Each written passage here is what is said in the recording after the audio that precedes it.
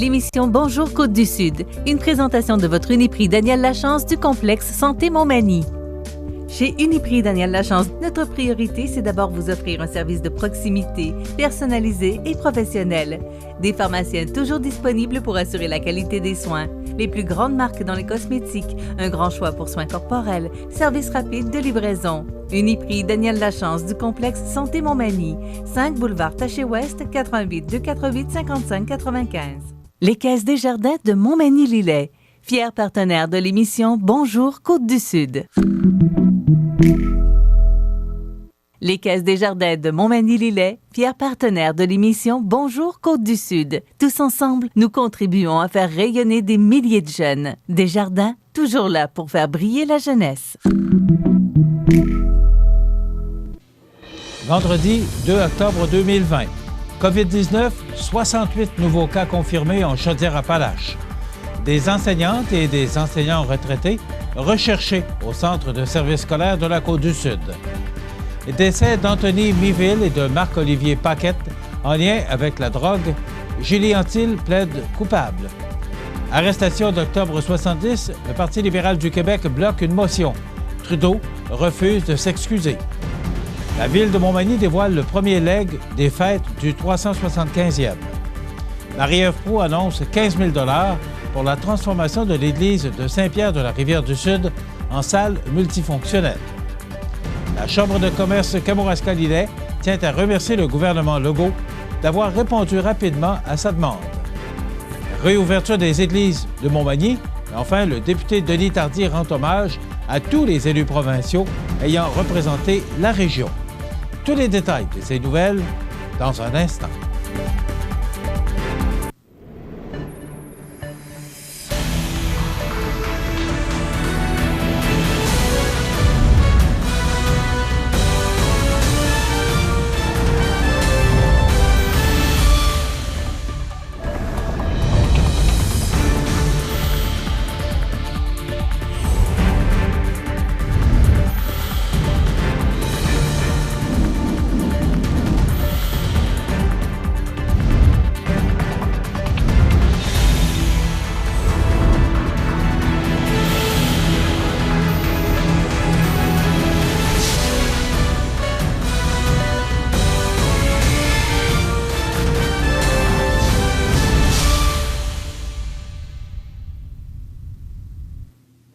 Bonjour, Mesdames et Messieurs. En date du 1er octobre, les principaux éléments en lien avec la situation de la COVID-19, il y a 68 nouveaux cas confirmés en Chaudière-Appalaches, pour un total de 1 391 personnes infectées. 32 personnes sont hospitalisées, dont 8 sont aux soins intensifs. Le total de personnes rétablies est de 983. Aucun décès supplémentaire. Le nombre total de décès en Chaudière-Appalaches est de 19.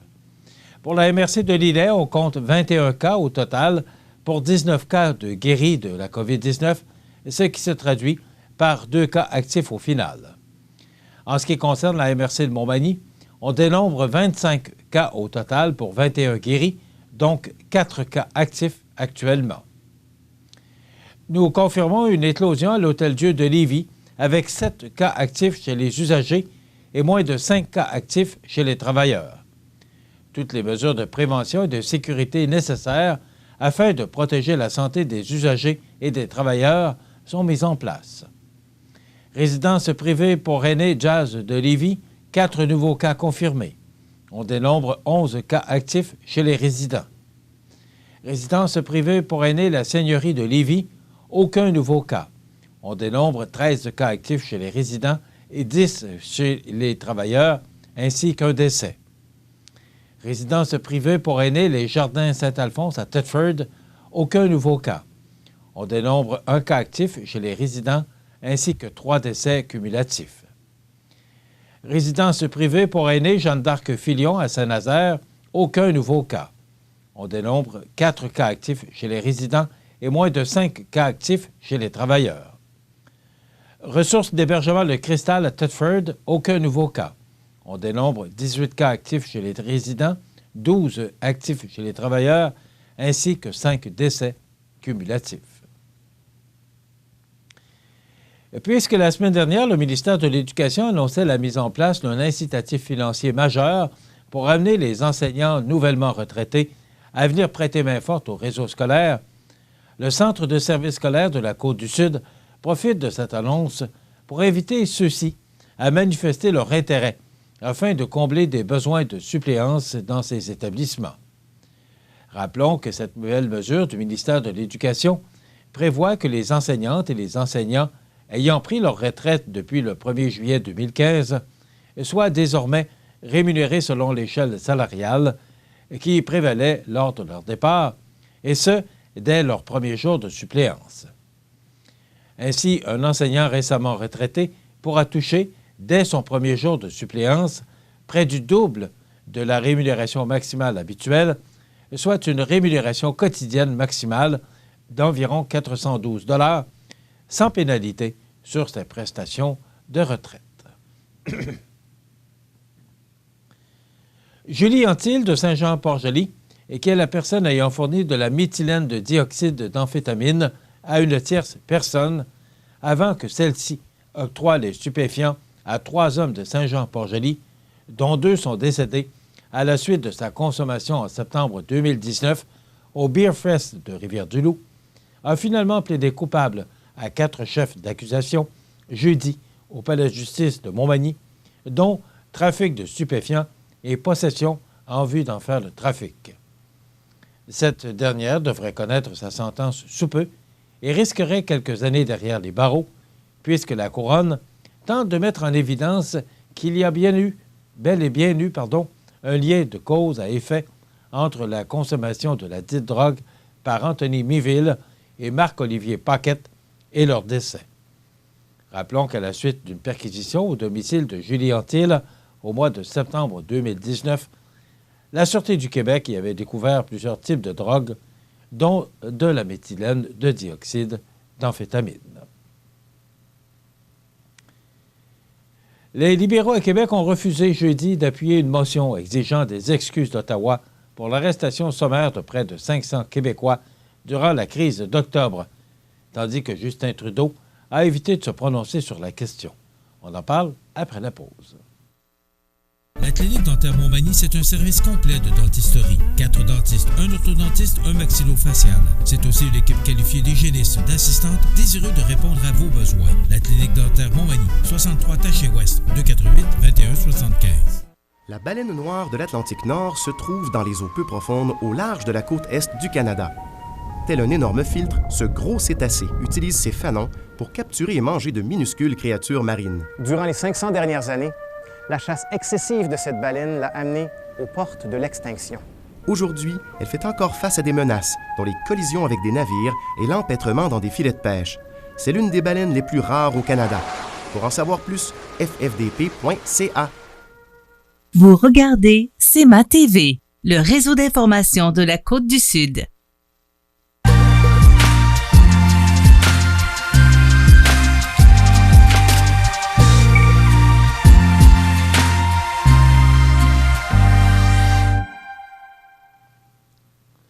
Le Parti libéral du Québec a bloqué au Salon Bleu l'adoption d'une motion du Parti québécois, appuyée par la CAQ et Québec solidaire, qui exigeait des excuses formelles du premier ministre canadien pour la vague d'arrestations qui a fait suite à l'enlèvement de James Cross et Pierre Laporte en octobre 1970.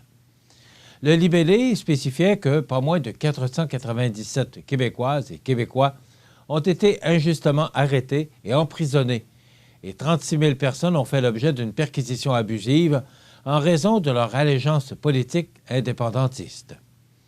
De plus, la motion exigeait l'ouverture complète des archives de toutes les institutions fédérales impliquées dans ces tristes événements, et ce, afin de faire une fois pour toutes la lumière sur cette période trouble de notre histoire.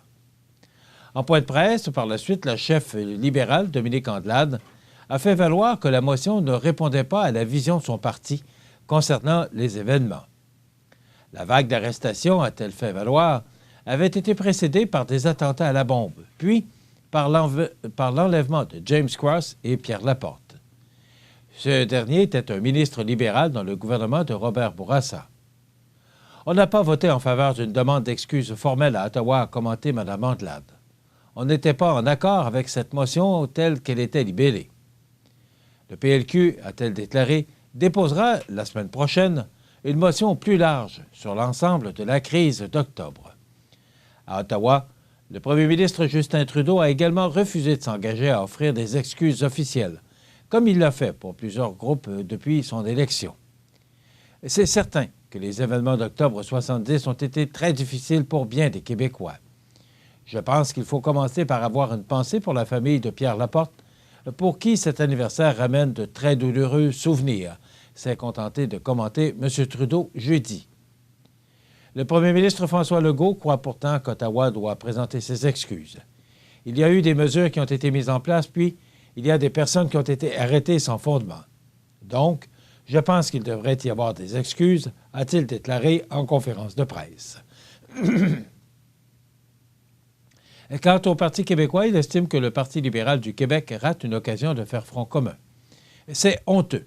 Mais ce qui est plus honteux encore, c'est que Justin Trudeau refuse de s'excuser pour ce que les victimes des arrestations et perquisitions abusives ont subi en octobre 70, affirme le chef péquiste intérimaire Pascal Bérubé dans une déclaration écrite.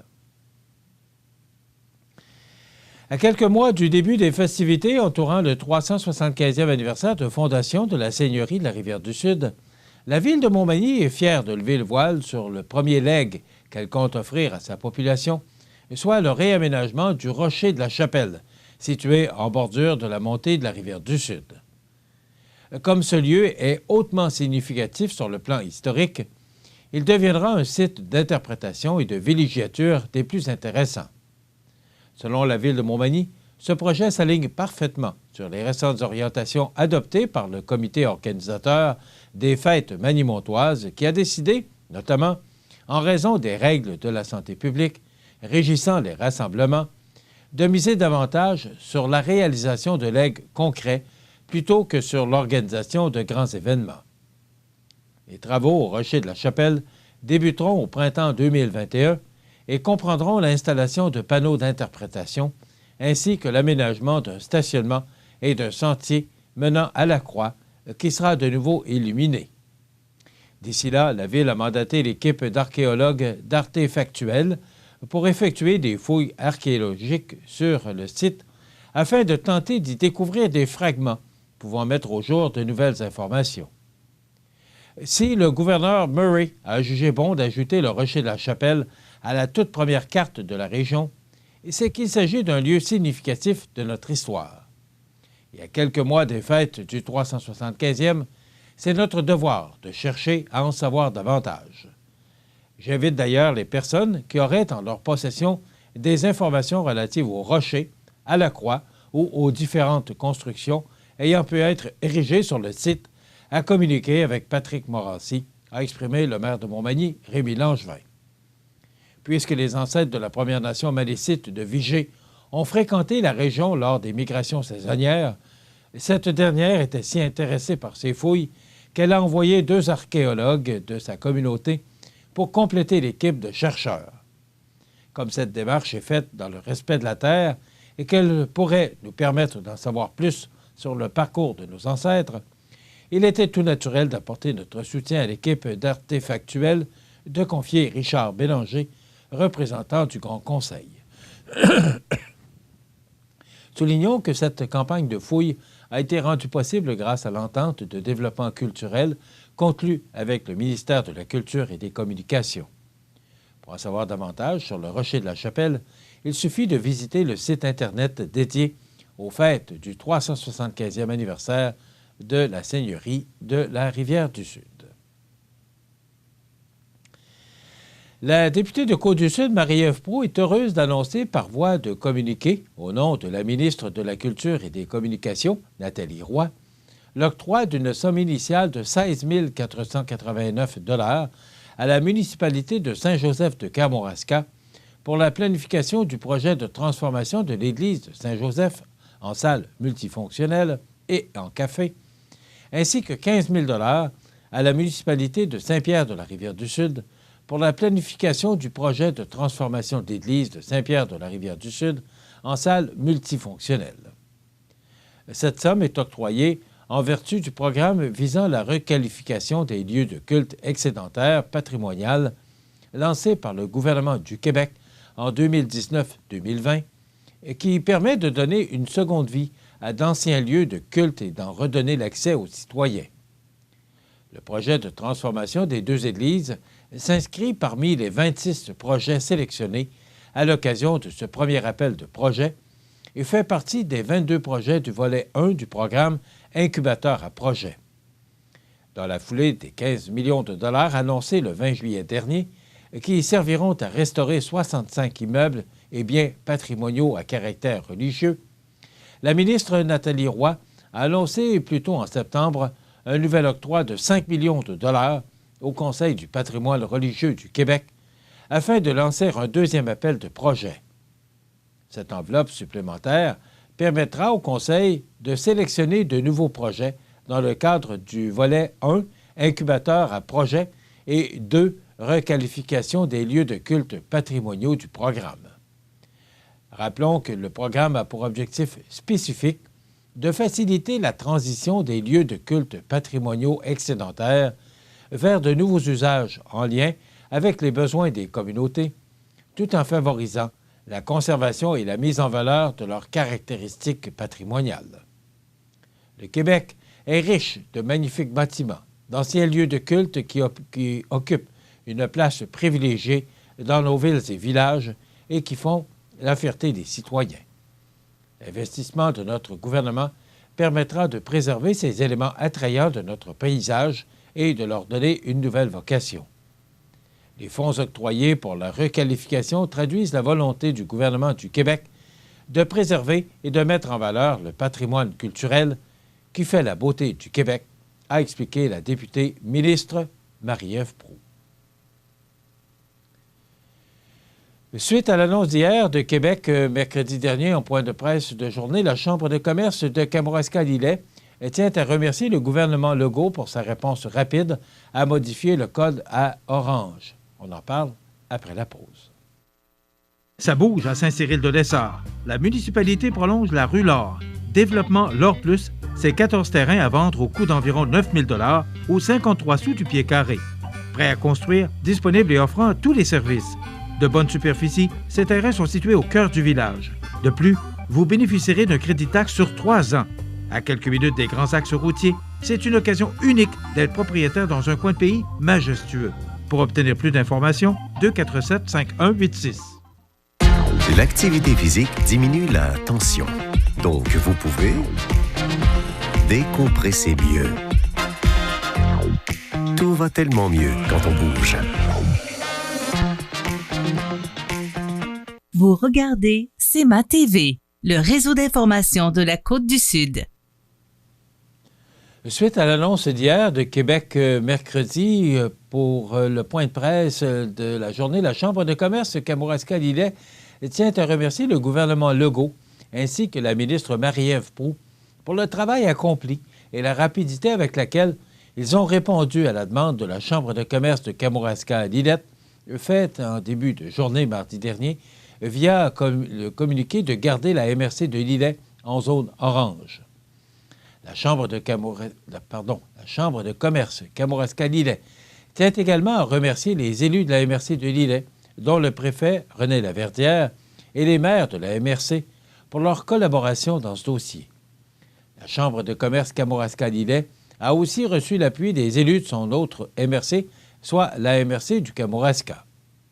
C'est une belle victoire et c'est le résultat d'une belle collaboration entre les élus et la Chambre de commerce de Kamouraska-Lillet pour faire avancer un dossier d'importance. Nous remercions également nos médias locaux d'avoir contribué à donner de la visibilité à notre demande. Pour moi, c'est l'exemple parfait d'une superbe synergie de notre milieu. Et je suis très fier du support et du travail du gouvernement et de tous, mentionne Mme Nancy Dubé, directrice générale de la Chambre de commerce Kamouraska-Lillet. Au nom du conseil d'administration et des entreprises des MRC ciblées, je voudrais remercier tous les acteurs qui se sont impliqués dans ce dossier. Un merci spécial à notre ministre Marie-Ève Proulx qui a fait preuve d'une grande écoute. Je suis très heureux pour mes collègues en affaires, surtout dans le domaine de la restauration et l'industrie des bars de pouvoir continuer à travailler. Entrepreneurs, continuons tous nos efforts pour que le niveau d'alerte revienne au niveau jaune et ensuite au vert, ajoute le président de la Chambre de commerce Kamouraska-Lillet, Vincent Bérubé. Une des priorités de la Chambre de commerce Kamouraska-Lillet est la pérennité des entreprises et la Chambre de Kamouraska et son conseil d'administration sont fiers des efforts de tous pour contrer cette pandémie et se réjouissent que les efforts du milieu et des entreprises soient ainsi récompensés. Suite aux nouvelles mesures annoncées par le gouvernement du Québec, bien que nous fassions partie de la région Chaudière-Appalaches, notre secteur demeure, comme annoncé mercredi par le premier ministre Legault, dans la zone orange.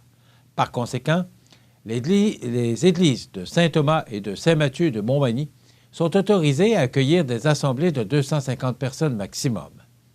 Ainsi, l'office du dimanche 4 octobre à Saint-Mathieu aura lieu à 11 h et sera célébré en présence du public. Il en sera de même pour la célébration du dimanche 11 octobre, 9h30, en l'église Saint-Thomas. Et en terminant, ce 1er octobre 2020, le député de Rivière-du-Loup-Témiscouata, Denis Tardy, tient à souligner ce jour important où les électeurs de Rivière-du-Loup-Témiscouata lui ont offert le privilège de les représenter à Québec en rendant hommage à tous les élus ayant représenté la région depuis 1867. Il y a 2 ans exactement, le 1er octobre, vous m'avez donné la clé de l'Assemblée nationale et depuis, je l'utilise afin de faire progresser et rayonner notre circonscription. C'est pour moi un honneur de vous représenter et j'aimerais vous en remercier une fois de plus.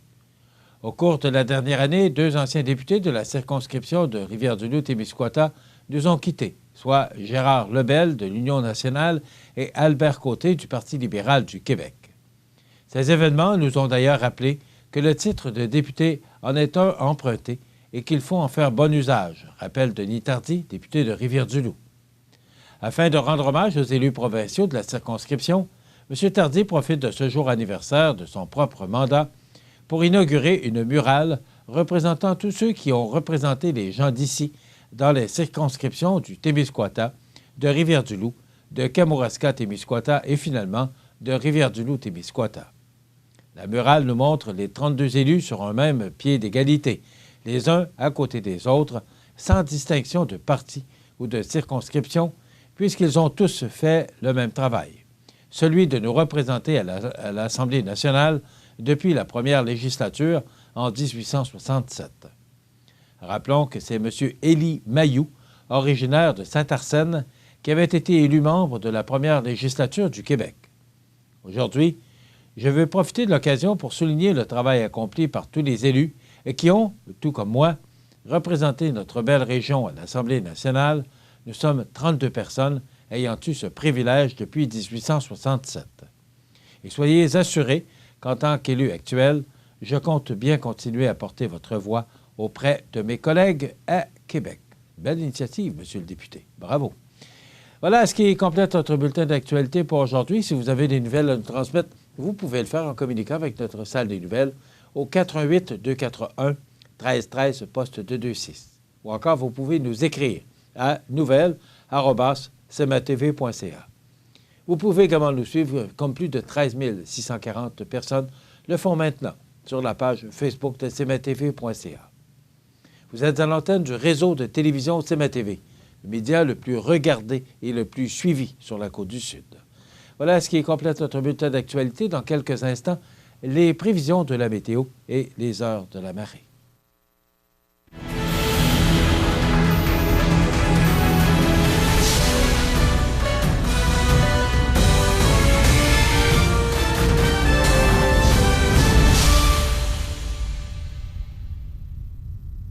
Les Caisses Desjardins de Montmagny-Lillet, fier partenaire de l'émission Bonjour Côte-du-Sud. Les partenaires suivants sont fiers de s'associer à cette portion de notre programmation.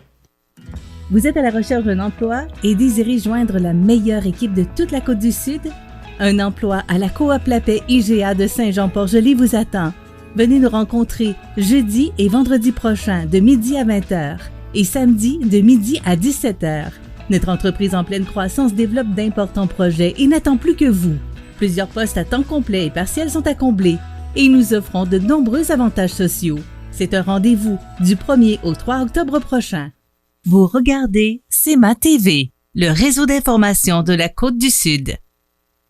Les prévisions de la météo. Une présentation de Promutuelle Assurance Montmagny-Lillet. Toujours à l'écoute de vos besoins. La météo est présentée par Promutuelle Assurance Montmagny-Lillet, où des professionnels de chez nous sont heureux de répondre à tous vos besoins en assurance. Promutuelle Assurance Montmagny-Lillet est là, dans la région, pour ses membres et la communauté. Alors qu'on a connu encore une belle journée hier. Les températures qui étaient quand même douces. Alors, une belle journée en ce jeudi, le premier jour du mois d'octobre. Maintenant, que nous réserve ce vendredi? Pas de très bonnes nouvelles pour aujourd'hui, mais ça va changer à compter de demain.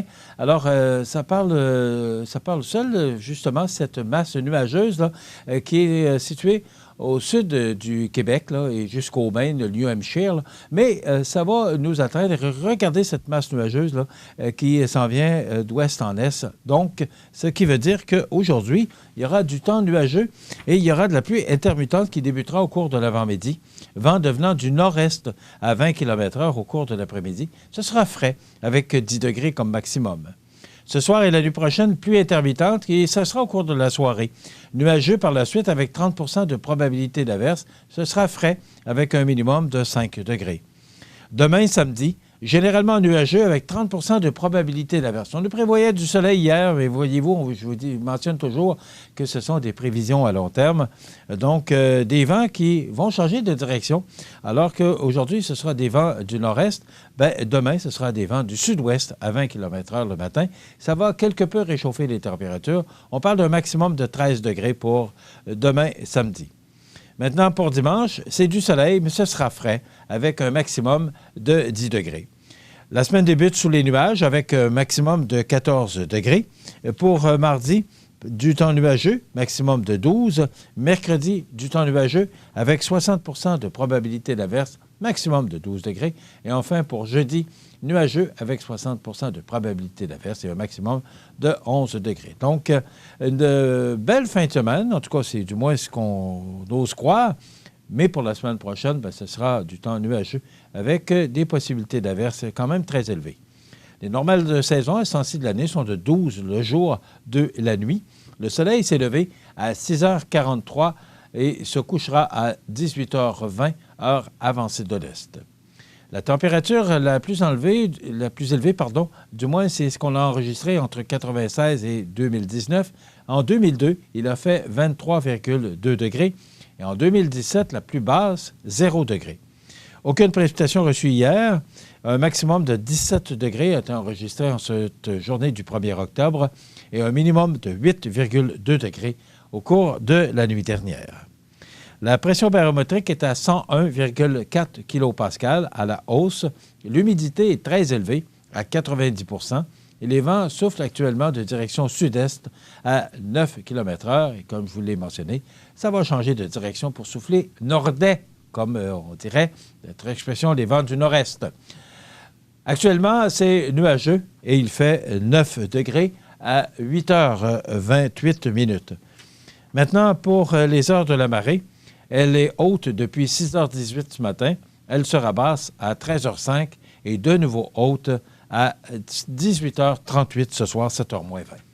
Voilà, ça complète les prévisions de la météo des heures de la marée pour ce vendredi 2 octobre. Ouais t'es rendu là. La fameuse croisée des chemins. Un de ces chemins-là te mène directement où tu veux être. Mais lequel? Une chance que t'as plus d'un tour dans ton sac. Tu connais les guides en emploi et en formation de Sac à dos. Sac à dos, c'est un service gratuit offert par le Centre de services scolaires de la Côte-du-Sud. Un service personnalisé qui met à ta disposition des guides expérimentés qui t'accompagnent vers ton objectif ultime. Et plus loin encore. Peu importe ton âge et ton bagage, Sac à dos t'équipe pour ton aventure. Sac à dos peut planifier avec toi ton retour à l'école. Jaser de ton changement de carrière, t'accompagner pas à pas pour remplir les longs formulaires d'inscription et te mettre un diplôme en poche en reconnaissant tes compétences. Pas pire, hein? Que tu veuilles entrer sur le marché du travail rapidement ou rencontrer ton objectif à ton rythme, dis-nous où tu veux aller et ton guide sac à dos va explorer avec toi le chemin le plus efficace pour y arriver. Viens nous rejoindre sur tonsacado.ca. Bonjour, je m'appelle Mallory.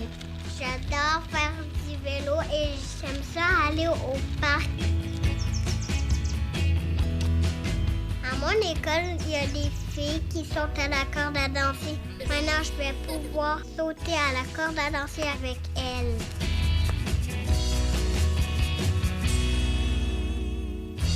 Grâce aux amphithéâtres, je peux faire tout ce que j'aime. Vous regardez C'est ma TV, le réseau d'information de la Côte-du-Sud. Les anniversaires IGA vous sont présentés par votre magasin Coop IGA Extra de Montmagny, qui vous rappelle que bien manger, ça commence dans votre magasin Coop IGA Extra de Montmagny. Venez vivre la différence à votre magasin Coop IGA Extra de Montmagny. C'est aujourd'hui le vendredi 2 octobre 2020 et c'est le temps de souhaiter bon anniversaire à nos jubilaires de ce 2 octobre 2020. Également, demain, samedi, le 3 et malheureusement pas d'anniversaire pour le 4 octobre. Donc, allons-y donc avec le 2 octobre.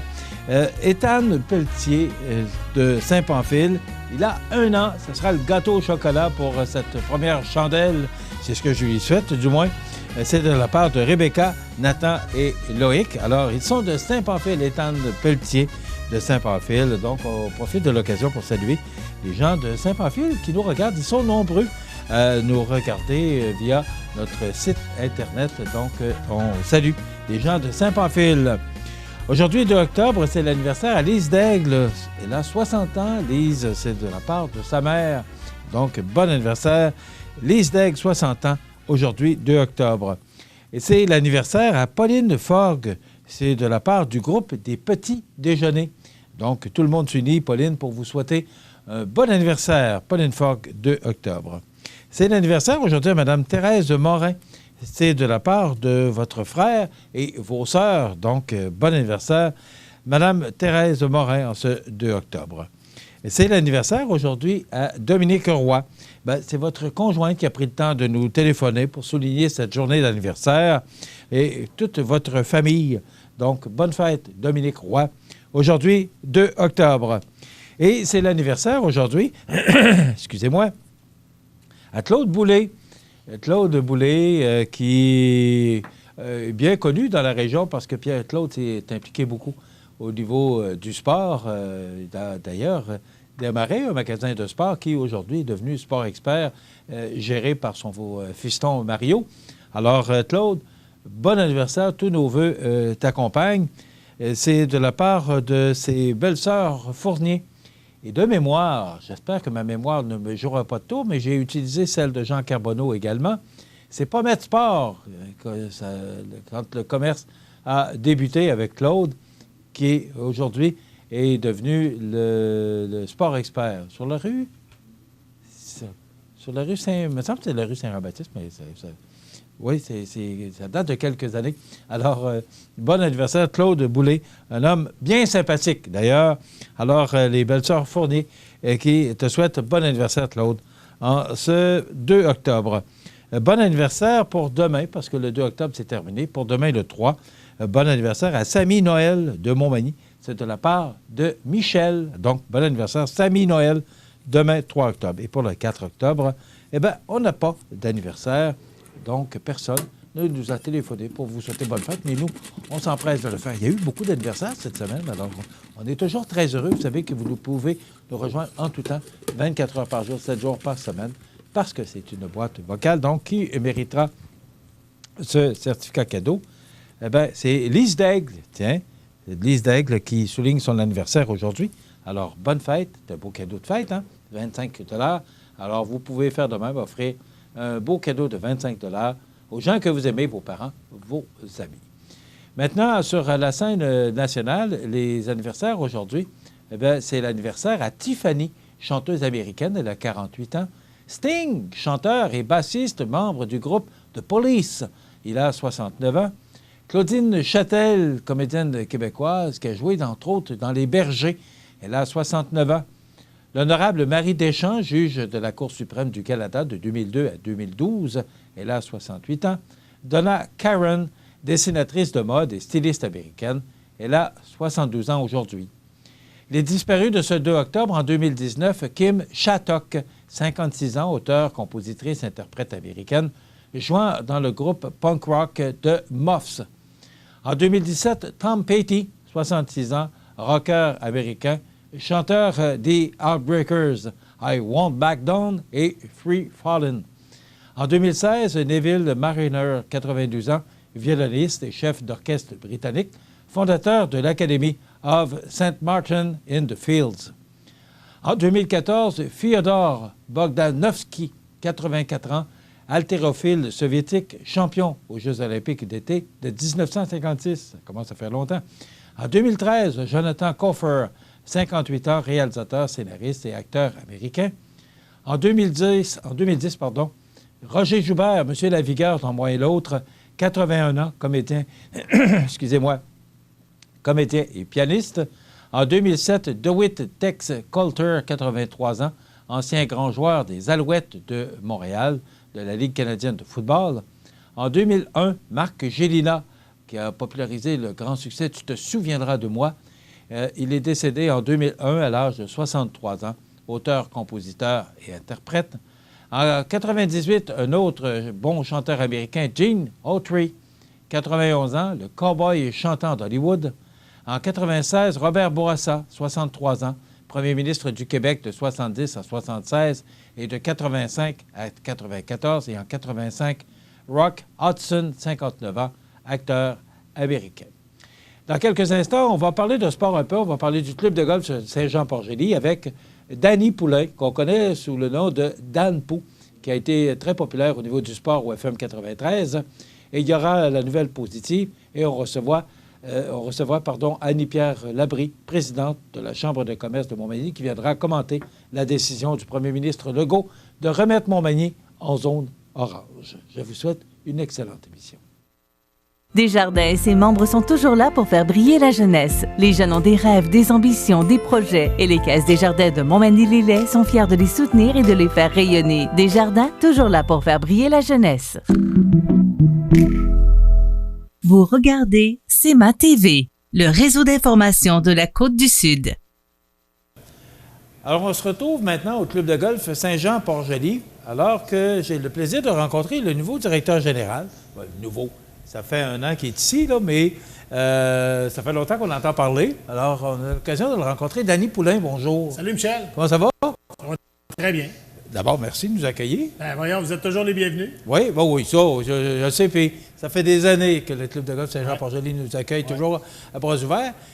Danny Poulain, Dan Pou, parce qu'au FM 93, les gens t'ont connu vraiment avec ce nom d'artiste, exact, si je peux me permettre. C'est ça. Qu'est-ce qui amène Dan Pou comme directeur général du club de golf Saint-Jean-Port-Joli? Ah, bien, c'est quasiment un naturel, Michel, parce que moi, j'ai tout le temps trippé sur le golf. Ça fait 35 ans cet été que je joue au golf. Puis j'ai tout le temps aimé le terrain ici, Trois-Saumons, parce que dans les dernières années, par des amis à nous qui avaient le restaurant ici dans le coin, bien, on venait souvent les voir, on venait manger du homard, on venait jouer au golf. C'était une journée parfaite pour ma blonde puis moi. Puis je me suis comme attaché un peu, d'abord aux gens parce que c'est un village, mais c'est un village le fun. Les gens sont gentils, les gens se connaissent, les gens se tiennent. Puis moi, j'ai grandi à Charlesbourg. Puis Charlesbourg, c'est plate, Michel. C'est plate parce que c'est pas une grosse ville, c'est pas un village. Fait que finalement, tu penses que tu connais tout le monde, mais tu connais pas personne. Puis il y a pas, tu sais, j'ai un sentiment d'appartenance envers Charlesbourg parce que j'ai grandi là, c'est correct. Je suis pas en train de renier Charlesbourg, mais c'est pas une petite place. Mais Saint-Jean-Port-Joli, c'est tissé serré. C'est ça. Puis j'ai fait 20 ans de radio, puis j'ai toujours dit en ondes que j'aurais aimé ça grandir dans un village. Fait que là, c'est comme si je me retrouve à 50 ans, à recommencer comme si j'avais 12, puis là, je vis dans un village avec du monde très gentil. Les gens m'ont accueilli tout de suite. Je me suis pas senti comme un étranger en arrivant ici. Puis ça a été beaucoup de choses à apprendre au début, évidemment, parce que normalement, j'étais un joueur de golf, j'étais pas un gestionnaire de terrain de golf, mais j'ai adoré mon été. C'est un été de rêve, tu sais, on vend du bonheur. Les gens arrivent dans le stationnement ici, ils s'en viennent jouer au golf. Il n'y a rien de plus le fun ça, que de jouer au golf. Ils viennent pas travailler, là, ils viennent s'amuser. Non, il y en a qui travaillent fort, par exemple. Des fois, la balle, elle ne part pas tout le temps à droite. Oui. Mais je comprends ce que tu dis. C'est vraiment une activité agréable. On a eu un été fantastique grâce à la température. Depuis le mois de mai qu'il fait beau. On a eu peur avec la COVID parce qu'on se demandait même à un certain moment donné si les terrains de golf allaient ouvrir. Mais une fois qu'on a lancé la saison le 21 mai dernier, depuis ce temps-là, à chaque jour, c'est un feu roulant. Dis-moi, Dan, peut-être que tu peux voir les chiffres des années précédentes, là, mais justement, le fait que les gens ne pouvaient pas faire ce qu'ils voulaient cette année, pas sortir du Québec, est-ce que ça a été plus fort cette année? Est-ce que le golf ici, parce qu'on sait que dans d'autres clubs de golf, ça a été très bon, est-ce que ça a été le même phénomène ici à Saint-Jean-Port-Joli? J'ai pas vu tous les chiffres encore, évidemment, parce que c'est pas encore comptabilisé, mais le président a le sourire. Fait que si le président a le sourire, d'après moi, c'est bon signe. Ouais. C'est une des bonnes années qu'on aura eues dans les 39 ans d'existence, parce que l'an prochain, c'est le 40e du Club de golf Trois-Saumons, et on prépare de très grosses activités en lien avec le 40e. J'ai plein d'idées. Je ne sais pas si je vais être capable de toutes les mettre à terme, mais j'ai plein d'idées pour le 40e. Puis, Michel, ça a été... sais-tu quoi? Je pense que la COVID a relancé l'industrie du golf. Au Trois-Saumons, mais partout ailleurs au Québec. Le club de golf, cette année, qui n'a pas eu une bonne année, il faut que les gens se regardent dans le miroir et se disent on a fait des erreurs parce que ça n'a pas de bon sens. Il y a, comme tu l'as dit tantôt... Est-ce que tu parles de nouveaux joueurs ou aussi... On a une nouvelle clientèle parce qu'il y avait beaucoup d'activités qui étaient interdites aux gens. Puis là, les gens se disaient je peux pas aller jouer à la balle, je peux pas jouer dans ma ligue de hockey d'été, je peux pas aller en camping dans le Maine parce que les frontières sont fermées. Ma belle-sœur voulait qu'on aille au Portugal pour fêter le 40 ans du beau-frère, mais on peut pas aller au Portugal non plus, fait qu'on reste au Québec, fait que finalement, on va jouer au golf. Fait que c'est un sport qui est très facile pour la distanciation. Donc, ça a amené une clientèle nouvelle. C'est juste au niveau du junior, là. T'sais, notre académie junior, on est passé de 5 à 25 juniors. Jean-Philippe Cloutier, notre capitaine, a fait un job phénoménal.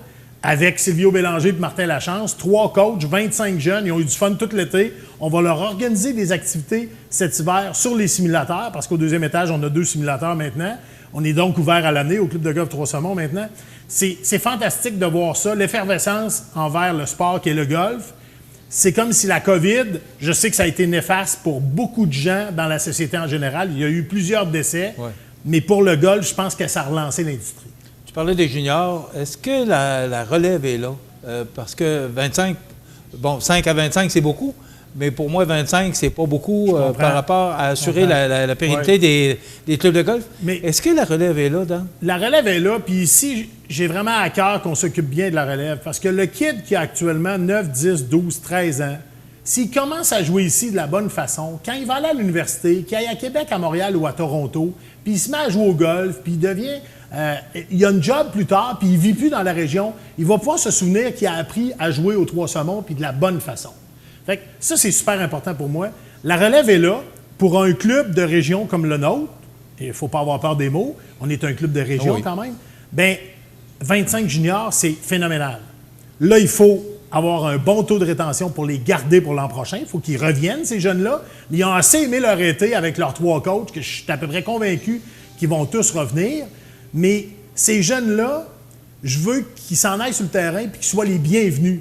Et ça, les membres chez nous sont très avertis de ça. Moi, je veux pas que ces jeunes-là vivent ce que moi j'ai vécu quand j'avais 15-16 ans. Tu touches un bon point. Parce que moi, Michel, quand j'avais 15-16 ans puis je jouais au golf, là, on n'était pas les bienvenus dans les années 80 sur les clubs de golf. C'était un sport qui était huppé, c'était le sport des gens riches. Les jeunes, eux autres, il fallait les tasser puis passer en avant d'eux autres. Moi, je veux pas ça au Trois-Saumons. J'ai fait une réunion de parents au jour 1 de l'académie. La première fois qu'ils ont eu un cours, c'était à la fin juin. Tous les parents, tous les jeunes étaient là, puis je leur ai dit, les jeunes, je vais toujours prendre votre défense. Comportez-vous de la bonne façon. Puis si vous vous comportez de la bonne façon, comme Jean-Philippe vous l'explique, là, c'est certain que je vais prendre votre côté, parce que je ne veux pas que ces jeunes-là, on les barouette, puis on les tasse, puis que finalement, dans 1 an ou 2, ils abandonnent le golf. Là, ils ne pourront pas représenter la relève, puis ça va être plate. Puis c'est l'avenir du club de golf aussi. Ces jeunes-là vont devenir des membres un jour. Absolument, absolument. Parce que, tu sais, dans l'ensemble des clubs de golf, il y a beaucoup de membres qui ont 60 ans et plus. Donc, évidemment, ils sont encore capables de jouer un 10, 15, 20 ans pour la plupart, mais à un moment donné, ça va prendre ces jeunes-là. Bon, on sait que Saint-Jean-Port-Joli a vécu ces années difficiles comme plusieurs clubs de golf. Au niveau du membership, comment ça se comporte? Le membership a eu une très bonne hausse cette année. On a été agressif au début de l'année. On a fait des tarifications pour les nouveaux membres, ce qu'on va refaire l'an prochain également. On a une très bonne réponse du public. On est rendu à plus de 150 membres. C'était pas ça dans les dernières années. Et ça, c'est une base importante pour lancer une année financière dans le monde du golf. Mais parallèlement à ça, les green fees qu'on appelle en termes de golf ont été présents cette année. Ils sont toujours présents parce que c'est un beau petit village touristique qui est aimé par tout le monde au Québec, mais encore plus cette année parce que notre terrain était beau dès les premiers instants. On a mis beaucoup de travail sur le terrain. On a seulement 5 employés de terrain. Ils ont travaillé très fort. Malgré la sécheresse? Ah oui, on a mis de l'argent, on a mis du temps, puis ça a paru. On a ouvert le 21 mai, puis je te dirais, dès la fin juin, on a eu des conditions d'été comme tu les vois actuellement. Puis les gens venaient ici et disaient « Caroline, je ne connaissais pas votre terrain. » Ou « Je le connaissais, je l'avais joué il y a 10-12 ans. » Crème, c'est bien plus beau que je pensais. Donc, cette perception-là est en train de changer, puis je suis convaincu que dans les prochaines années, il va y avoir un très bon retour de ces golfeurs-là, parce que tout le monde... Tu sais, quand tu n'aimes pas de quoi, Michel, là, que ce soit un repas, que ce soit un club de golf ou un morceau de linge, quand tu ne l'aimes pas, tu le dis pas. Mais quand les gens partaient d'ici et disaient « Hey, merci, on a une super belle journée, on va revenir », ils n'étaient pas obligés de nous dire ça, ça veut dire que le terrain était beau. Dan, il n'y a pas eu beaucoup de tournois cette année, on connaît les raisons, mais il y a eu un tournoi que tu as organisé et ça fait quelques années que tu l'organises pour les fonds, parce qu'on sait que ce club de golf-là, c'est une corporation qui aide différents attraits touristiques de la région. Exact. Maintenant, parle-nous un peu parce qu'il y a une formule de tournoi que vous avez joué le 19 septembre. Ouais. Silvio Bélanger m'en a parlé, c'est pour ça que je suis ici aujourd'hui. Ouais. Raconte-nous un peu comment ça fonctionne. Bien, le tournoi, juste pour revenir sur ton intro, tu disais que j'organise un tournoi pour ramasser de l'argent pour le club. Ça a été fait au mois de juillet. Okay. Le 16 juillet cette année, il y avait 66 joueurs. On organisait ça, évidemment, selon les règles de la santé publique. J'espère qu'on va être invité l'année prochaine. Oui, tu disais. Vous allez être invité. Il n'y a pas de départ simultané cette année. Hein. La santé publique a dit pas de shotgun en termes de golf. Okay. Donc, pas possible de partir tout le monde en même temps pour finir tout le monde en même temps pour éviter les rassemblements. Donc, on a fait des départs aux 10 minutes. Il y avait 66 joueurs qui sont venus, des gens de Québec pour la plupart, quelques membres aussi qui ont complété. C'est un tournoi pour ramasser de l'argent. Ça s'appelle le Homard Open. On va tous souper ensuite à la queue d'Homard. Ça, c'est la 3e édition de ce tournoi-là. C'est un tournoi en équipe de 3. Mais récemment, on a fait un mulligan à 1. Et quand je dis mulligan à 1, les gens disent « Tu t'es trompé, c'était quoi exactement? Un mulligan à 2, à 3 ou à 4? » C'est un mulligan à 1. Donc, moi, c'est la première fois que j'entends ça. Mais ça a tellement été le fun, Michel. Puis ça, je veux vraiment qu'on récidive. Puis j'espère que les gens qui jouent ailleurs dans d'autres clubs de golf vont venir qu'à l'organiser. Puis un jour, il va y avoir des mulligans à 1 dans tous les clubs de golf. Les gens qui ont joué ça le 19 septembre ont adoré l'expérience. Un mulligan à 1, c'est très simple. Tu frappes 2 balles, puis tu choisis la meilleure des 2. Tu frappes ton deuxième coup, tu choisis le meilleur des 2, puis tu t'en vas sur le green. Alors, à chaque trou que tu frappes, tu prends toujours le... Exact. Est-ce que c'est juste sur la claque de départ? Non, ou sur, partout. Jusqu'à temps que la balle soit dans le trou. Okay. Tu as 2 chances tout le temps. C'était réparti par classe. On a fermé le tournoi à 48 joueurs cette année. Là. Pendant 2 semaines, j'ai quasiment refusé du monde parce que je voulais pas le faire trop gros pour... vu que c'était la première fois qu'on le faisait, on savait pas combien de temps ça allait prendre. Finalement, tout le monde a joué en carte. Ça a pris 5 heures. On était dans des délais très raisonnables. Puis ça a été très bon. Là. Ça a fait parler du club partout. Puis les gens qui ont joué ça deviennent des ambassadeurs pour cette édition-là du Mulligan à 1. Puis ça a été un succès retentissant. Est-ce que c'était un tournoi bénéfice? Non, ben oui, en fait, oui et non. Là. Il y a de l'argent qui revient au club, évidemment, là, comme dans toute activité, mais l'objectif premier, c'était pas ça. OK. Maintenant, l'avenir. Parce que là, moi, la première question qui me vient à l'esprit, la saison est presque terminée. Oui, ça achève. Déjà fini. Déjà fini. Est-ce que tu reviens l'an prochain? Je pense que oui, honnêtement. On est en train de s'entendre sur les modalités d'un contrat pour l'an prochain. Mais tu sais, j'ai fait 20 ans de radio, Michel, puis j'ai fait 20 fois 1 an. Fait que je suis pas obligé d'avoir un contrat de 2, 3, 4, 5 ans. Là. Je vis très bien avec des années une à la fois. Mais j'ai adoré mon expérience. Les gens sont très gentils. Puis ça a été le fun. Les gens collaborent. C'était une année de COVID, il ne faut pas l'oublier. Je me suis embarqué dans un nouveau domaine, nouveau rôle, dans des années où on avait plein de restrictions. Là. Puis finalement, on s'en est bien sorti. Fait que tout le monde est content. Mais oui, je pense que je vais revenir l'an prochain. J'ai trop aimé ça pour ne pas revenir. Tu vois l'avenir comment? Peut-être à court terme, si on parle de l'an prochain, mais tu vois l'avenir à court ou moyen terme du golf, mais du golf de Saint-Jean-Port-Joli? Bien, le golf en général, à la grandeur du Québec, je pense, va avoir profité de la période de COVID pour, je dirais, progresser. Puis le golf Trois-Saumons ici, c'est qu'il y a une armée de bénévoles qui travaillent sur le terrain tout le temps. Les gens sont fiers de leur terrain, et avec raison, on a un très beau terrain. Puis les gens mettent beaucoup de temps. Au printemps, tu n'es pas obligé d'écrire sur le site web qu'on a besoin de bénévoles pour ramasser des branches. Tu arrives ici, puis ils sont 12 dans le sous-bois, puis ils ramassent des branches. Fait que, tu sais, il y a des travaux qui sont faits continuellement, puis c'est la fierté d'une région, le club de golf Trois-Saumons, mais c'est surtout la fierté de ses membres, puis ça paraît. Quand tu rentres ici, tout le monde travaille dans le même sens, puis ça, c'est très motivant pour moi. En terminant, on peut sortir le gars de la radio, mais est-ce qu'on peut sortir la radio du gars? C'est un bon point. Je te dirais que pour l'instant, j'ai pas de projet radio. Je dis pas non à tout jamais, mais si j'en refais plus, j'aurais fait 20 ans. J'aurais couvert 3 fois les Jeux olympiques pour Cogeco, Vancouver, Londres et Sochi. Donc, c'est une feuille de route qui me satisfait. J'ai fait 10 ans une émission de sport dans la région de Québec, dans une ville où il n'y a pas d'équipe professionnelle, sans manquer de respect aux capitales. Là. Je sais que les joueurs sont payés, mais je parle dans un sport là, plus majeur. Là. Fait que, très content de ce que j'ai fait. Le destin a fait en sorte que j'ai dû quitter pour les besoins de la COVID. Mais si j'ai une offre radio, mes patrons ici au club de golf sont parfaitement conscients que ça se peut que je l'analyse. Peut-être pas à court terme, mais sur une couple d'années, peut-être que ça peut revenir, on ne sait jamais.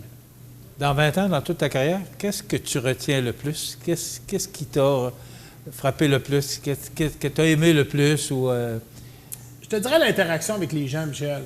Tu sais, c'est pas tous les domaines de la vie où, dans une journée ou à la fin de ta journée ou par un courriel d'un auditeur, tu peux avoir un feedback sur ce que tu as dit en ondes.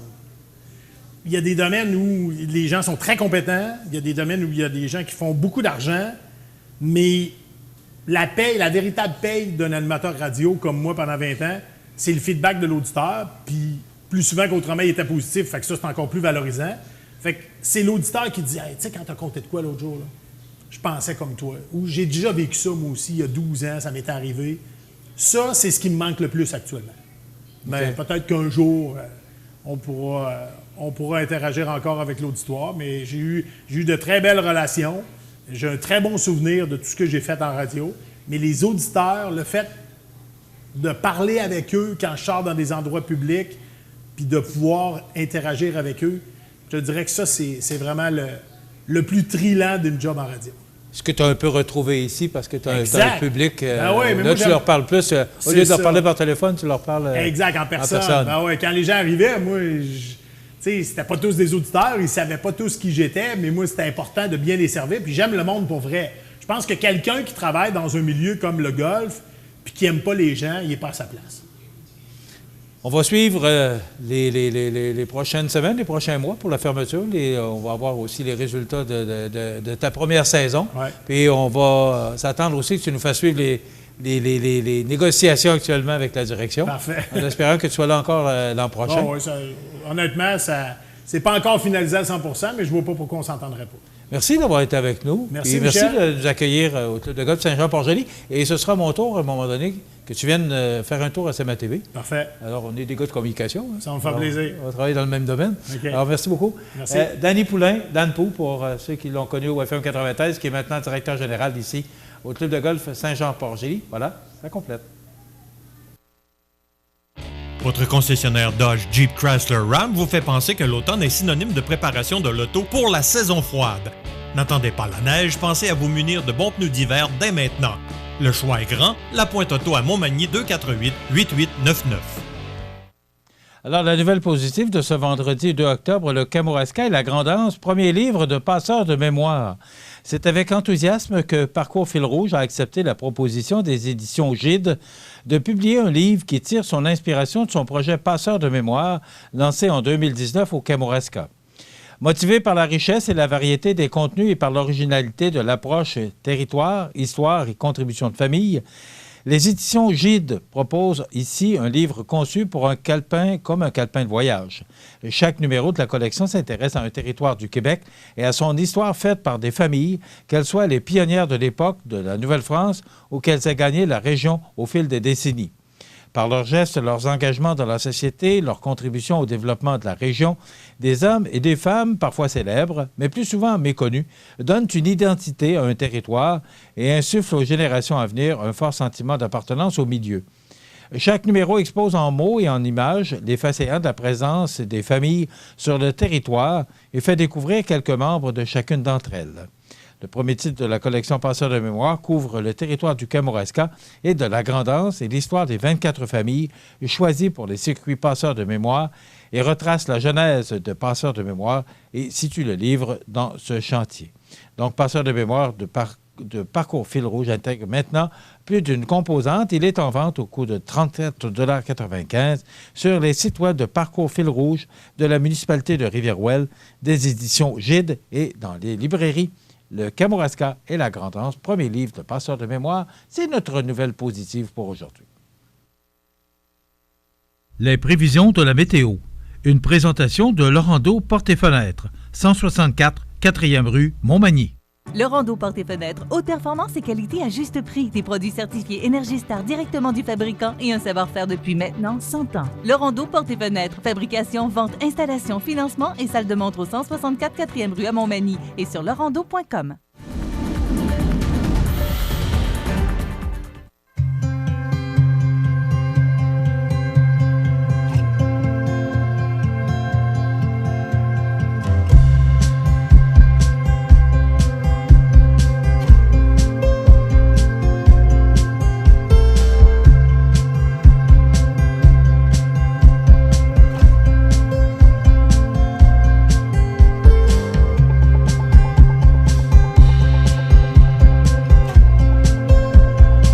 Vous regardez CEMA TV, le réseau d'information de la Côte-du-Sud. Solidarité Cancer est un volet très actif au sein du Centre d'action bénévole. Comme son nom l'indique, la mission de ce volet est de soutenir et de combler les besoins d'entraide, d'information, de formation, de sociabilisation et de partage des gens touchés par le cancer.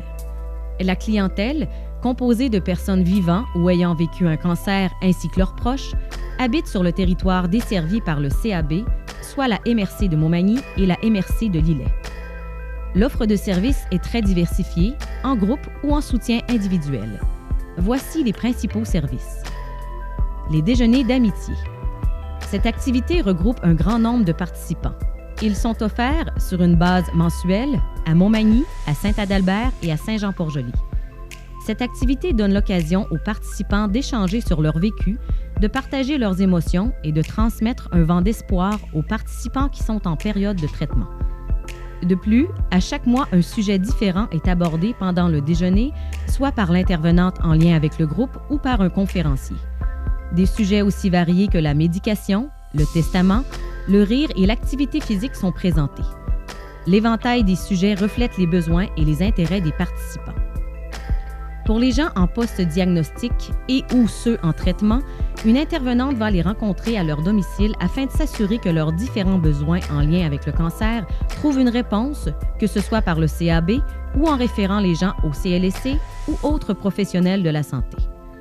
De plus, l'intervenante leur présente les différentes sources d'aide financière et les aide à compléter les formulaires. Depuis 40 ans, le Centre d'action bénévole des MRC de Montmagny et de Lillet est un organisme voué à l'amélioration de la qualité de vie des individus et des groupes par le bénévolat.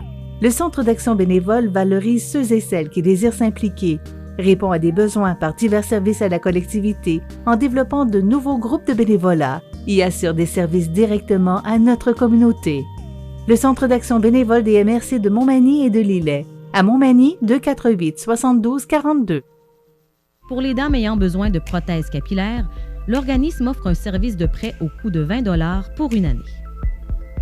Un autre service fort pertinent pour les gens ayant des traitements ou des rendez-vous médicaux, ils peuvent bénéficier du service d'accompagnement médical. À cet effet, un bénévole va chercher la personne chez elle, l'amène à son rendez-vous et demeure avec elle jusqu'au retour à la maison. De plus, lors des traitements reçus à l'hôpital de Montmagny, chaque patient reçoit un sac avec une couverture de polar. Cette attention se veut un moment de douceur et de chaleur que nous leur offrons pendant cette période exigeante. À noter, les couvertures sont brodées par des dames qui ont déjà vécu le cancer. En terminant, d'autres activités et services sont offerts durant l'année, tels que l'activité physique avec rythme santé, activité anti-stress, méditation, activité sociale. Le tout dans le but de toujours mieux répondre aux besoins des personnes concernées par le cancer. Ça fait 5 ans à peu près que je suis dans Solidarité Cancer. On ne parle pas seulement de la maladie, on parle de toutes sortes de choses comme on a des conférences avec certaines notaires, pharmaciens. Je me suis fait des liens, même que j'en ai des copines qui sont maintenant parties d'un autre côté, que j'ai pas d'adresse. Okay. Mais quand même, c'était agréable de côtoyer avec eux autres puis de parler de ce qu'ils avaient vécu. Ça a été une belle amitié. La résidence funéraire Boulanger vous propose une gamme complète de services personnalisés afin de répondre à tous vos besoins en matière de funérailles. Nous vous fournissons des installations de services innovants qui répondent en évolution des familles d'aujourd'hui. Nous prenons soin de vous afin que vous puissiez vous concentrer sur ce qu'il y a de plus important, votre famille, vos amis et vous-même. Salon funéraire adapté pour votre plus grand confort, grand stationnement et facilité d'accès. La résidence funéraire Boulanger, pour bien faire dans la dignité. Veuillez prendre note qu'aujourd'hui, il n'y a pas d'avis de décès. Vous regardez CEMA TV, le réseau d'information de la Côte-du-Sud. Ma prochaine invitée, c'est la première fois que je la reçois à CEMA TV et j'en suis très heureux. Bonjour, Annie-Pierre Labrie. Bonjour. Comment allez-vous? Ça va bien, ça va occupé, mais ça va bien. Bon. D'abord, Annie-Pierre, on va se dire tu parce qu'on se connaît quand même très, très bien, là. On a quand même passé une journée ensemble dans la voiturette de golf quand tu étais notre président d'honneur au tournoi de golf il y a 2 ans, si je me rappelle. 2000... C'était le 25 2018. C'est ça. 2018, c'est ça. Le tournoi de golf qui avait 25 ans, parce que c'est moi qui est parti en 93 lorsque j'étais président de la Chambre de commerce. Et on a tellement passé une belle journée, Annie-Pierre. Oui. Oui, puis ça a été un très bon tournoi de golf aussi pour la Chambre de commerce. C'est quand même une de nos principales activités de financement. On avait eu de beaux résultats. On va parler de tout ça, justement, le financement, parce que tu es la nouvelle présidente de la Chambre de commerce et d'industrie de la MRC de Montmagny. Oui.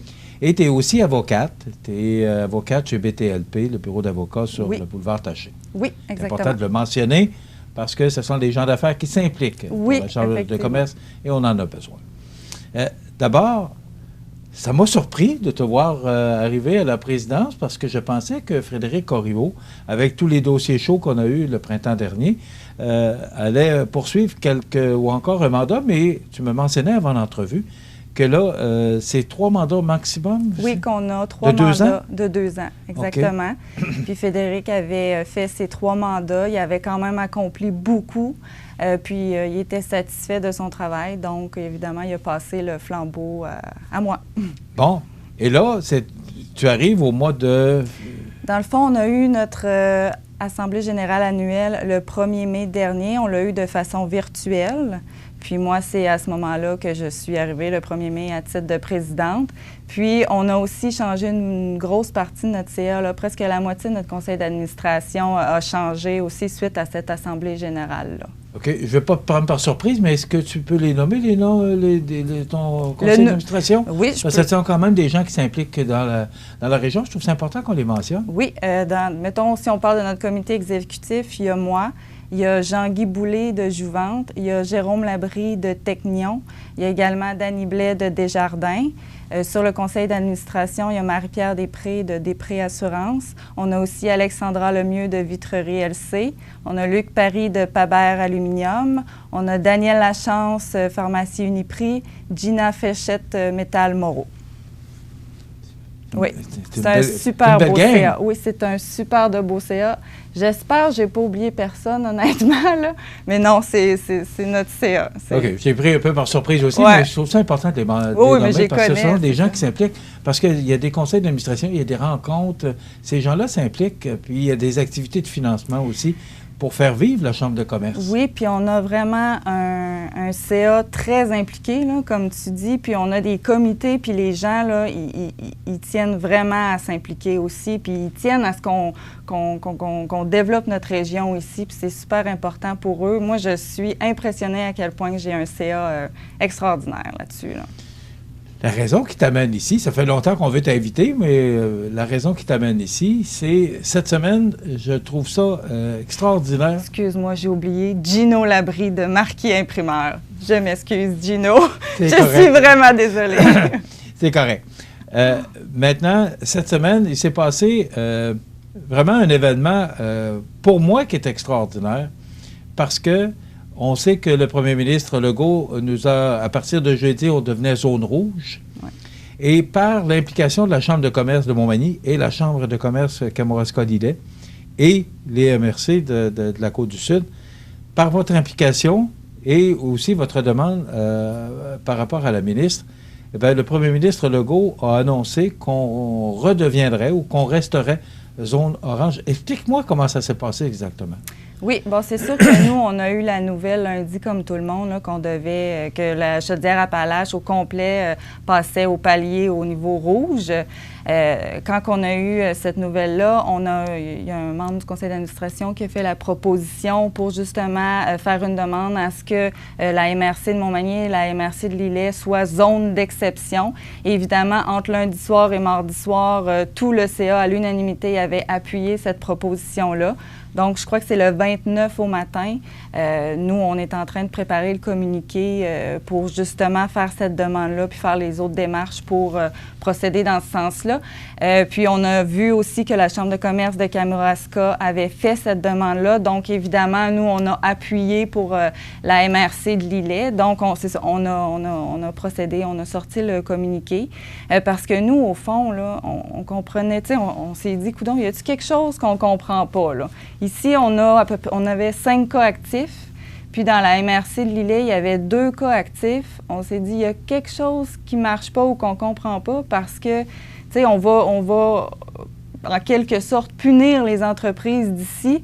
Puis on ne méritait pas nécessairement ça parce que les gens ici collaborent, les entreprises font un gros travail. Puis on le voit là, avec les cas qui sont très, très peu de cas actifs ici. Donc c'est pour ça qu'on a décidé de faire cette demande-là.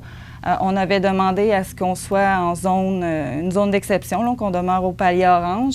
On avait aussi demandé à ce que les données puis les critères que le gouvernement utilise pour la classification des régions ou sous-régions, on avait demandé à ce qu'ils fassent preuve de plus de transparence aussi. Parce qu'au fond, les gens, là, si les gens ne comprennent pas sur quoi les décisions sont basées, les gens vont être beaucoup plus réticents à respecter les règles. Fait que c'est la base pour une compréhension collective, dans le fond, pour qu'on puisse avoir les bonnes informations pour comprendre les décisions. Fait que c'est pour ça qu'on avait fait cette demande-là aussi. Est-ce que vous avez obtenu ce que vous aviez demandé? Bien, évidemment, le lendemain, on a eu le gouvernement Legault a dit, c'est beau, la région MRC, Lillet, Montmagny et les aides-chemins restent en zone rouge, ne passeront pas en zone... restent en zone orange, ne passeront pas en zone rouge. Fait que ça, c'est oui, on a eu cette information-là, mais là, les autres informations, on ne les a pas encore eues. On avait aussi demandé à ce que des programmes d'aide sortent rapidement là, pour aider les entreprises qui sont justement en zone rouge. Je sais, hier, le gouvernement a annoncé certains programmes, mais pour l'autre question, à savoir les critères, là, on n'a pas plus d'informations en ce moment. Okay. Est-ce que ça a amené la présidente de la Chambre de commerce à aller faire une représentation auprès de la ministre et de la députée de Côte-du-Sud, Marie-Ève Proulx? On a fait des représentations, effectivement, à ce niveau-là. Puis on est vraiment aussi très satisfait parce que je sais que notre ministre député a travaillé quand même fort pour ce dossier-là.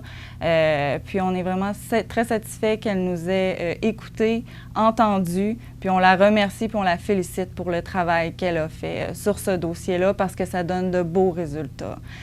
Puis moi, ce que je trouve le plus beau dans toute cette histoire-là, c'est pas... Il faut voir les bons côtés aussi de tout ça. Puis on a vu que le milieu s'est vraiment mobilisé. Là, nous autres, on est sortis, la Chambre de commerce de Kamouraska a fait la même demande, les MRC ont fait les mêmes demandes, puis quand on travaille tout le monde dans le même sens... Les médias ont embarqué là-dedans aussi? Oui, aussi, les médias ont embarqué là-dedans. Puis quand tout le monde embarque là-dedans, puis on a un résultat concret de c'est quoi un beau travail d'équipe. Est-ce que vous avez eu des commentaires ou des réactions de la part des gens d'affaires là, qui se voyaient fermer leurs portes, là, les restaurants, les bars, les salles à manger? Est-ce que vous avez eu des commentaires? Est-ce que, quand on fait une bonne action de même, là, parce qu'on est toujours, si on fait de quoi qui n'est pas correct, c'est pas long qu'on le sait. Hein? Ouais. Est-ce que vous avez eu des réactions par rapport aux gens d'affaires sur cette belle initiative, cette belle récompense, je pense, de vos efforts? Oui, les gens d'affaires sont très satisfaits, premièrement, qu'on ait joué notre rôle qu'on devait jouer, s'occuper des intérêts de nos membres. Les membres sont très satisfaits de ce qu'on a fait pour ça. Puis par rapport au fait qu'on demeure en zone orange et qu'on ne passe pas en zone rouge, c'est sûr que ils sont contents. C'est sûr qu'ils sont contents. Par contre, ils ont toujours des incertitudes par rapport au fait qu'on va savoir la clientèle qui va continuer à venir quand même, parce que le gouvernement, évidemment, ils disent presque restez chez vous, là. Mais en théorie, le but, c'est que les gens continuent à sortir quand même. C'est important que les gens continuent de respecter les règles sanitaires. Les gens collaborent déjà très bien, là, ici, de ce que j'ai entendu. Nos restaurateurs nous disent que la plupart des gens collaborent, là. Donc, à ce niveau-là, puis eux, ils ont investi beaucoup aussi là-dedans.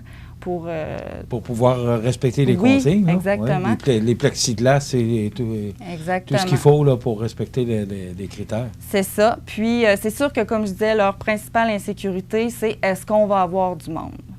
Donc, j'invite la population à continuer d'encourager, puis, d'aller manger dans les restos quand même. Continuer de respecter les règles, c'est ça le plus important.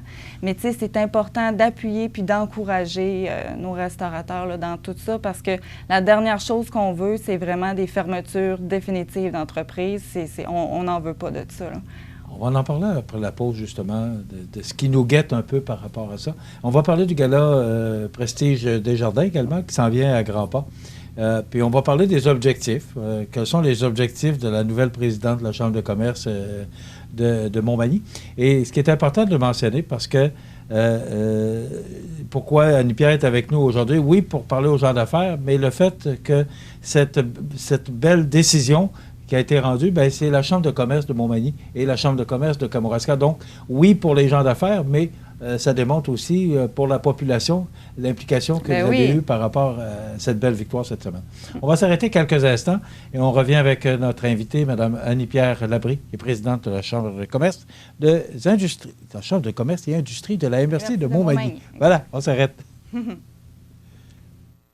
Vous êtes à la recherche d'un emploi et désirez joindre la meilleure équipe de toute la Côte-du-Sud? Un emploi à la Coop La Paix IGA de Saint-Jean-Port-Joli vous attend. Venez nous rencontrer jeudi et vendredi prochain de midi à 20h et samedi de midi à 17h. Notre entreprise en pleine croissance développe d'importants projets et n'attend plus que vous. Plusieurs postes à temps complet et partiel sont à combler et nous offrons de nombreux avantages sociaux. C'est un rendez-vous du 1er au 3 octobre prochain.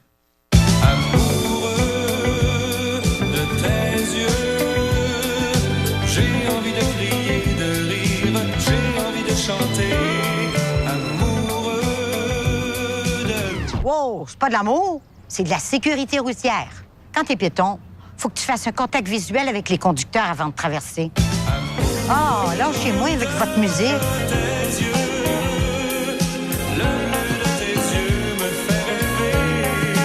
Vous regardez CEMA TV, le réseau d'information de la Côte-du-Sud. C'est quoi pour une présidente de vivre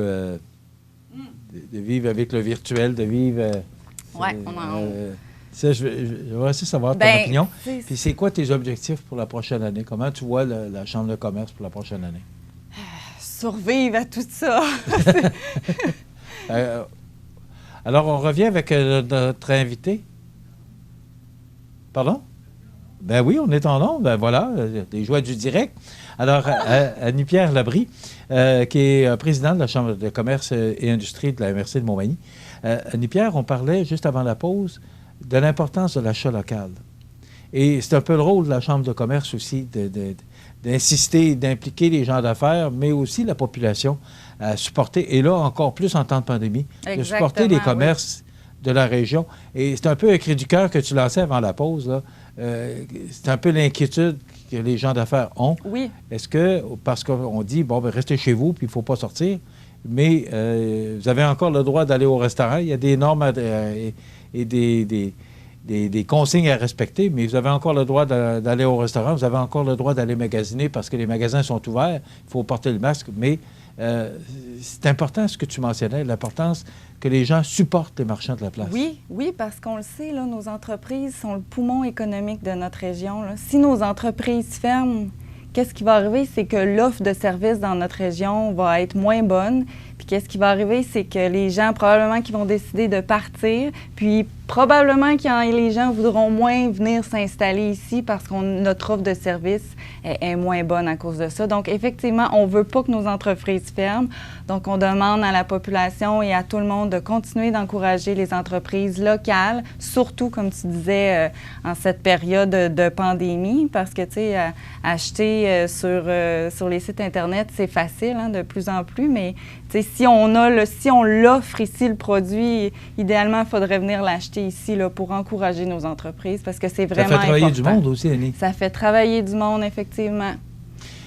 Annie-Pierre, maintenant, si on laisse un peu de côté la pandémie, on va changer de sujet. On va parler du gala Prestige Desjardins. Oui. Parce que ça s'en vient rapidement. Oui, c'est Là, les mises en candidature, c'est terminé. Oui. Et là, c'est le jury qui fait sa job. Là. Exactement. Ça, c'est une partie que je touche un petit peu moins. C'est le jury font leur travail, dans le fond. Puis notre directeur général, Marc Lorrain, est en train de préparer toute la... Parce que là, on fait un gala de reconnaissance. Ce ne sera pas exactement comme le gala de prestige qu'on tient habituellement, parce qu'on ne peut pas le tenir en présentiel, comme on dit. Donc, on va le faire de façon virtuelle. Il va y avoir des catégories qui ont changé. Puis, comme on disait, je dis en virtuel, là, mais on va avoir une partie en présentiel puis une partie en virtuel. Donc, il va y avoir des gens qui vont être présents sur les lieux à ce moment-là, mais ça va être diffusé là, de façon virtuelle. Puis, le gala est le 22 octobre prochain à 17h. Puis, on est en train de préparer tout ça là, pour faire quelque chose de bien, malgré le fait que c'est virtuel. Là. Mais parlons-en, comment tu trouves ça, ta présidence? Parce que depuis que tu es présidente, que là, tu dois vivre avec le virtuel, tu dois vivre avec une pandémie, c'est pas toujours évident. Là. Non, parce que nous, là, depuis le début, comme je disais, moi, je suis arrivée le 1er mai dernier avec tout le nouveau conseil d'administration. Puis nous, on a dû s'adapter, on a dû faire preuve de beaucoup de résilience et d'adaptation parce qu'au fond, là, tout ce qu'on faisait avant, on ne peut plus le faire. T'sais, on a dû annuler notre cocktail estival, on a dû annuler notre tournoi de golf, on a dû tenir des événements virtuels, ce qu'on n'avait jamais fait. Donc, comme je dis, c'est ça, on s'adapte, puis on n'a pas le choix. Là. Mais on va développer des nouveaux outils probablement pour le futur qu'on va sûrement continuer à utiliser. Là. Puis là, prochainement aussi, on a la tournée en mouvement Desjardins, le 7 décembre prochain, fait que c'est encore du virtuel. Donc, comme je dis, on s'adapte, puis on va probablement garder aussi des apprentissages qu'on aura fait là, de tout ça. Annie-Pierre, on sait que la Chambre de commerce, c'est d'abord la cotisation des membres. Oui. C'est très important, oui. C'est la base. Mais aussi les activités de financement, comme le tournoi de golf, comme le gala Prestige Desjardins. Mais là, on n'a pas ça cette année. Non. Est-ce que ça fragilise notre Chambre de commerce? Ça fragilise notre chambre de commerce dans le sens qu'on n'a pas les revenus qu'on avait. Par contre, on a beaucoup moins de dépenses aussi. Donc, oui, ça fragilise, mais on est correct. Là. On est en bonne position quand même là, pour continuer à faire notre travail de représentation de nos membres. OK, parce que c'est beaucoup moins d'entrée d'argent que... Oui, effectivement. Mais là, c'est ça, c'est une période, là, comme je dis... on s'adapte, puis on fait avec ce qu'on a, on n'a pas le choix. Là. Puis notre DG, Marc Lorrain, fait un excellent travail là, jusqu'à maintenant, là, à travers toute cette incertitude-là. Maintenant, comme nouvelle présidente, quels sont vos objectifs, Madame la Présidente, pour la prochaine année ou encore pour votre mandat de 2 ans? Comment vous voyez la Chambre de commerce? Parce que quand on arrive à la présidence, on a des objectifs. Chaque président qui passe là, pour l'avoir fait, on arrive avec nos idées, puis on veut que notre terme soit passe à l'histoire. Oui. comment tu passer vois à l'histoire. Et sûrement qu'en temps de COVID, ça va passer à l'histoire. J'ai l'impression que la présidente de la Chambre de commerce, pendant ces années-là, va passer à l'histoire. La présidente COVID. Oui, dans le fond, bien évidemment, mes objectifs sont de poursuivre ce qu'on avait déjà acquis là, au cours des dernières années. Là. Dans le fond, moi, je vois la Chambre, la Chambre, elle a 3 rôles.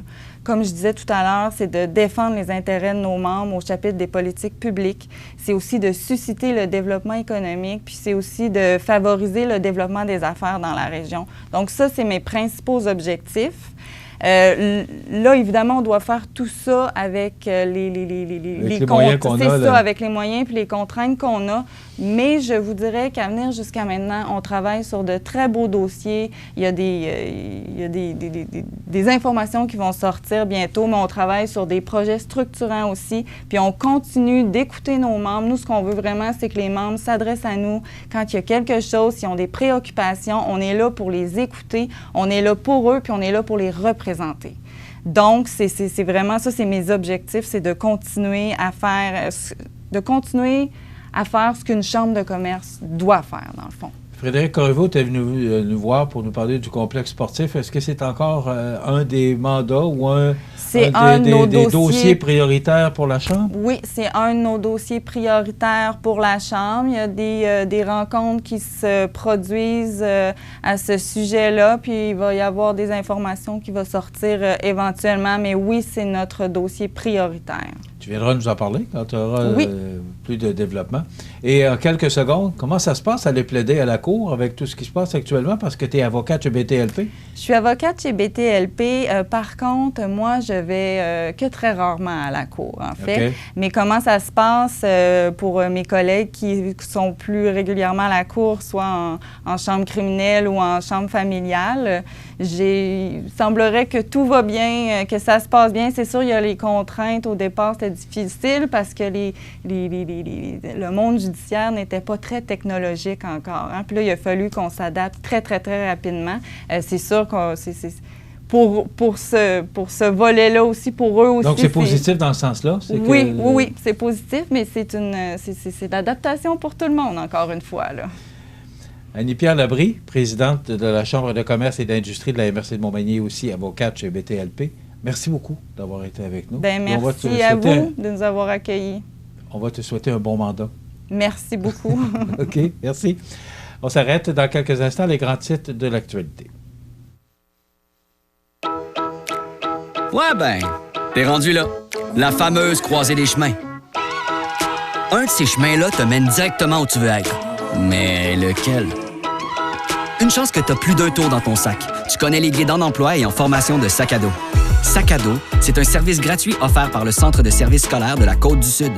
Un service personnalisé qui met à ta disposition des guides expérimentés qui t'accompagnent vers ton objectif ultime. Et plus loin encore. Peu importe ton âge et ton bagage, Sac à dos t'équipe pour ton aventure. Sac à dos peut planifier avec toi ton retour à l'école.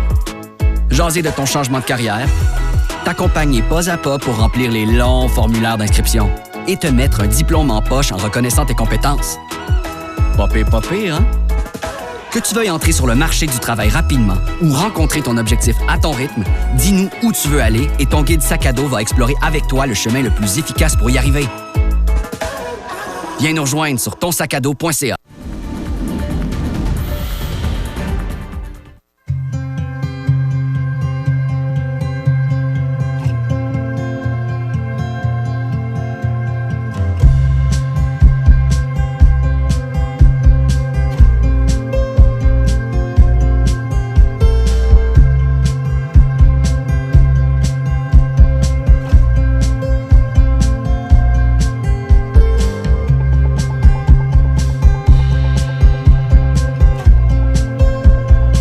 Vous regardez CEMA TV, le réseau d'information de la Côte-du-Sud.